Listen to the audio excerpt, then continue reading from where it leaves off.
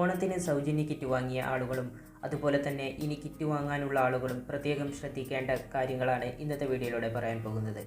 വീഡിയോയിലേക്ക് പോകുന്നതിന് മുമ്പ് നിങ്ങൾ ആദ്യമായിട്ടാണ് എൻ്റെ ചാനൽ കാണുന്നതെങ്കിൽ സബ്സ്ക്രൈബ് ചെയ്യുക. കൂടാതെ അതിന് തൊട്ടടുത്തുള്ള ബെല്ലൈക്കൺ എനേബിൾ ചെയ്യുക. നമുക്കെല്ലാവർക്കും അറിയാം, ഓണത്തോടനുബന്ധിച്ച് സംസ്ഥാന സർക്കാർ സാധാരണക്കാരായ ജനങ്ങൾക്ക് വേണ്ടി ഓണ കിറ്റിൻ്റെ വിതരണം നടത്തുന്നത്.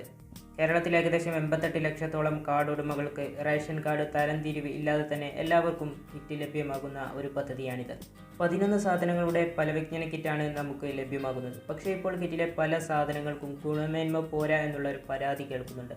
കിറ്റിലുള്ള പല സാധനങ്ങൾക്കും തൂക്കത്തിൽ കുറവുണ്ട്, അതുപോലെ തന്നെ ഗുണമേന്മ പോരാ എന്നുള്ള കാര്യങ്ങളാണ്. അതുകൊണ്ടാണ് ഇപ്പോൾ സർക്കാർ വളരെ പെട്ടെന്ന് ചില മാറ്റങ്ങൾ കൊണ്ടുവന്നിരിക്കുന്നത്.